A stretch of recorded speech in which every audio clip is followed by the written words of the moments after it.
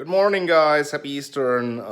Many people ask me about the details and specifications of my rig, and I gave you an overview with Nikki about all the components, but not really in detail. And so I thought about making a video showing you all the hardware and software I use, so you can build a rig on your own. Or if you have any questions, just leave something down in the comments. Let's get started. First, we should start off with the machine. It's an i9 9900K with 32 gigs of RAM, an RTX 2080 Ti, and doing the job.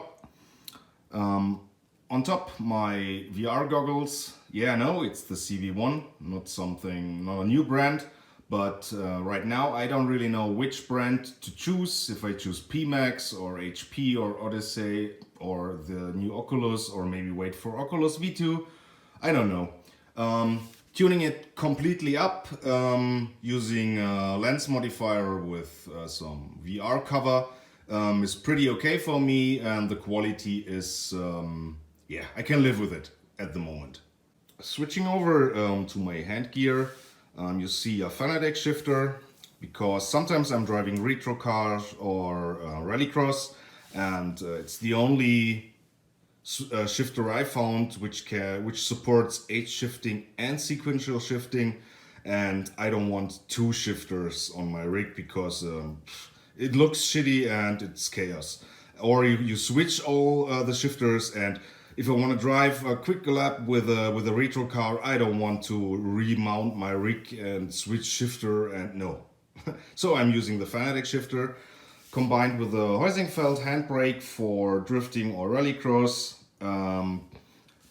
It's a good position for me. Maybe the handbrake could be a little bit further to me, to the seat, to the left, but as you can see, there's not many space left. Maybe I will mount it here sometimes, but at the moment it's working for me. Just using alu profiles here and mounting it directly beside. Pretty good working. Moving over to the keyboard, because sometimes you need a keyboard when doing setup stuff or menus. It's just mounted to a simple tablet holder from Amazon, screwed to the rig. And this combination with keyboard, shifter and handbrake really works out for me. Staying on top of the rig, you can see my AMG wheel. It's from the GT3, a replica from F1 Sim Games. It's working pretty good. It has a good feedback. It has a good ergonomic. The grips are a little bit thick, but Thomas promised me to send me some thinner grips. I'm still waiting for. Behind is the SimoCube base with a SyncOS encoder and with the latest software, and I will show you my settings later. Beside there is the button box. Button box is needed for me for pitting, adjusting traction control, brake bias, or reset the car. Now to the seating position. As you can see here, all the gear I already explained. My seat belts going over here. Seating position is GT style. I have around 10 to 15 centimeters from seat to feet, so it's a really good GT position, and ergonomic, and how you can handle the brake and push the brake is very, very important in a real race car. If you have motion, it's also important because you move around and you always need perfect grip and perfect forces on the brake. If you have a static rig, it's not that important, except doing long stints. If your back hurts, or if you feel uncomfortable, maybe you should adjust the seating position and the ergonomics. Wheel should be high enough and in the right position. I can show you later how to mount a wheel so you have a perfect ergonomic position. But for now, this is the seating position, and we will continue with motion. As you can see, I'm using a 3motion system from Tactile. Not the V1 from 2017, but a new prototype with new actuators. And man, these things have power. These things are precise and very, very fast. They give you perfect response when driving the car in every situation. I'm running them around 60% of what they can give you, but that's more than enough. We have 3 of them around the rig. As you can see, one to the left, one to the back, and one to the right. So you can simulate 3 axes. You can move up and down. You can tilt this way, and you have it sideways. So heave is one of the most important components in movement and motion for me. So a seat not doing heave is nothing for me. There are 2 systems out there doing heave perfectly, and these are D-box systems, 6DOF systems, or the 3motion. So these little fellas here back on my rig are the butt kickers. I'm using Recon 200i BS, and they doing a great job. They have a real good punch, and with SimVibe from Sim Experience in combination as a software piece, they are giving me perfect feedback when I'm going over curbs, when the car goes airborne and hits the road again. Combined with this Logitech system, I have good sound ambient around the car or around the rig, and it really makes fun and gives me very good audio and punch feedback on this system. Kicker itself, I'm not using chassis mode, because for me chassis mode, I can't really, I don't feel if it's left or right. I never felt left or right, I just felt front and back. And I really tried every combination, and you could, maybe if I mount the butt kickers in another way and isolate them from each other, so I can feel if it's left hit or right hit. But really, if I go over a curb, my whole car is shaking and real. So I just made it extension mode, and I have front butt kickers, and they are separated with the back butt kickers. So if I go over a curb, I get the hit in the 2 butt kickers in the front and shortly after in the back. So it's just the axis, not the wheels simulated.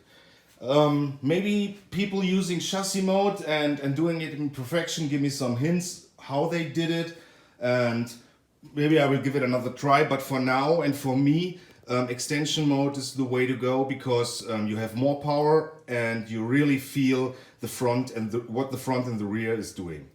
Let's move to the pedals. The pedals. It's Heusingfeld Ultimate, as you can see. Why Ultimate?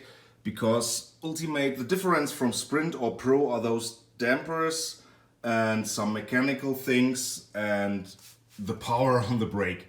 It's 200 kilogram brake, but I'm far away from using all that power. I have set my pedal to around 70 kilogram, which suits for me for GT cars and for Formula cars. You can easily switch some of the rubbers there from green to white, from white to green, if you want some harder shit. But this is the best combination for driving different cars and different brands. Okay, now to the back of the rig. I will show you some secrets and my cable management or not. You will see in a moment. Heusingfeld pedals from the back, mounted on a plate, so there's really no flex. And now over to my cable chaos. Here you can see how many cables and how many things come from the rig into the computer. It's all USB and sound and networking, and that's not enough, so I use another hub to get all those devices connected to my machine. Here's the SimoCube base or the controller, and it's passive. It has no air ventilators, and it's doing its job. And now for the seat belts. I'm using seat belts not for safety reasons only, but for giving me a better feel in the car, because I'm connected to the seat And when the butt kickers and the motion system is working, those seat belts give me a connection with the rig, a better connection with the rig, and that's why I'm using them. On top, I mounted them independently from my seat tray down here. So if I brake and the seat up here moves, those get stretched and give me another push on my chest. So I have a brake feedback, which I really like. Finally, I want to give you an all overview about the rig, moving one time around. After I go into the software details. Ouch. Yeah, the cable is great. That's my webcam, by the way.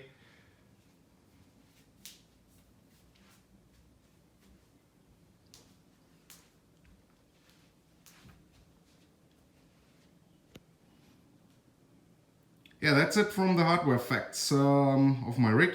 Now over to the software. Okay guys, now to the software side. You don't see the taskbar at the moment, but I will open up every application so you can just see what I'm using. First of all, firing up the SimoCube. This is the SimoCube steering software. You can check if your wheel is working right, and you can center it. Everybody using a SimoCube should know this. Here's just for a screenshot my settings for iRacing. Maybe you can use it, maybe it gives you a hint what you can improve, but keep it short, it's not that important. Over to the motion system software, we have the game engine. And how is motion working? It's simple. You have your actuators, and you just, in the interface settings, you give every actuator one interface, so you can control the actuators, every one on its own. Interface 1 is left, interface 2 is back, interface 3 is the right one. Just set the COM settings to connect, and these are the settings for tuning the speed and acceleration. As you can see, I'm just barely above 50%. I could go up there, but maybe I will break my neck if I do so. These values are working very good for me. I played around from 35,000 to 60,000. 60,000 was a torture, 35,000 was way too low, and around 50,000 is a very good value for the Nanotech controller settings with the big motors.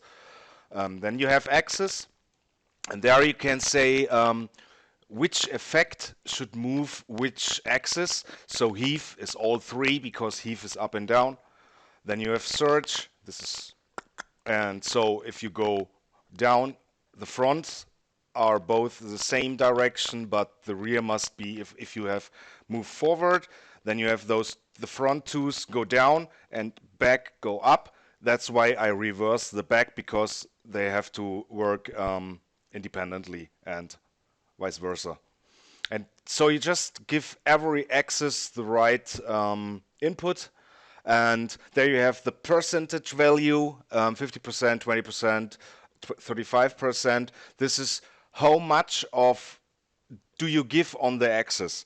And if you have heave, surge, and sway, this would be, if it's 100%, 35 plus 20% plus 20%. So I'm around 75%, and that's okay. You should never go over 100% because you only have 100% way, and if you do those values way too high, and you have axis mixing, so you get over 100%, and this could hurt your actuators, and it doesn't give you any more effect because you're at the end. And then you have finally the tuning center settings, where you just select the game iRacing, where you can say how much of a movement for each axis do you give. If I put this value low, for example, roll from 7 to 1, and I would go on I drive NASCAR and I have a banking, I would sit this way. Because of 7, I'm just sitting this way. So you have to adjust it to your preferences. These are my settings. If you're using CMO tools, maybe give it a try. But these are in combination with the axis assignment settings, because these values directly work together. So much for the motion.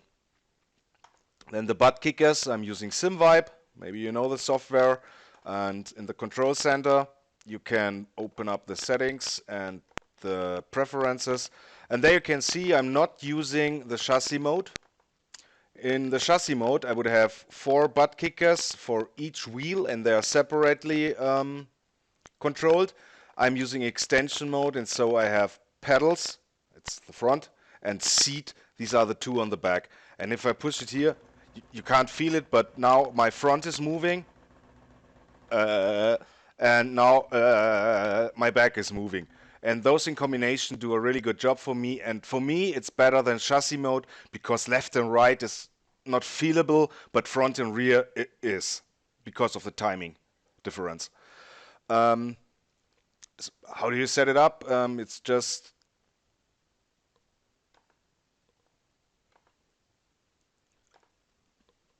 you can have different effects for the seat and different effects for the pedals.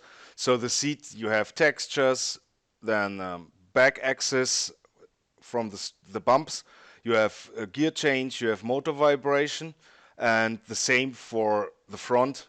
And you can say how much effect does every single effect gives you, and the combination of those effects make the thing you feel with the butt kickers. Very good piece of software. I really like it. It's simple, straightforward, and you can do everything. And I have an R factor template and an iRacing template. You simply can export the settings. So if you're doing a reinstall, you just have to import your N-Drive file and ready to go. These are connected, of course, to a second sound card. You can see here it's my Audigy FX, and I have another sound card for the speakers. So you need 2 sound cards doing the SimVibe stuff. Then I have JRT. I think this should be a standard application if you're doing iRacing, because it has one of the best timing settings, dashboard, automation, macro. It just has everything. You have all the details of the driving field. You have the track map with the positions. You can see your lap times. Okay, not now because I'm not in the session. Yeah, but you can see the results I drove.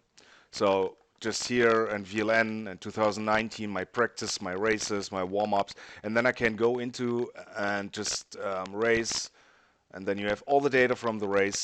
You can see we won here. And now I can, just for example, I go to Kalle and he's selected, and then I go on the lap times, and now I see which lap times he did, and so I can compare to us. And it's a really good piece of software, and I highly recommend using JRT. And please, this is no advertising of any product, okay? It's just my opinion. I'm using those products. I like them. They are working good for me, but I can say this is beep beep software, but yeah, fuck it. Trading paints. Yeah, trading paints. I don't tell you anything about it. I have Fanalets, and for analysis, I'm using VRS telemetry logger. So just start it, click it away, and it's in a SAS tray, and just logging all your telemetry data, and afterwards you can just look into VRS web portal and make some comparison with your teammates, with other drivers, with data packs, or with yourself, and maybe improve. Yep, that's it all. Oh yeah, okay, streaming. For streaming, I'm using NDI scan software. It's just a simple program. Start it, connect the audio source, ready to go. And you can, I can multiply my screen on my streaming machine over there, so I don't have any impact with streaming on my SimRig machine, and it's just doing the job for sim racing. I don't have anything in my mind now. I need a coffee, and I hope you liked it. If you have any questions, if you like see anything more, ask me, write a comment, and see ya!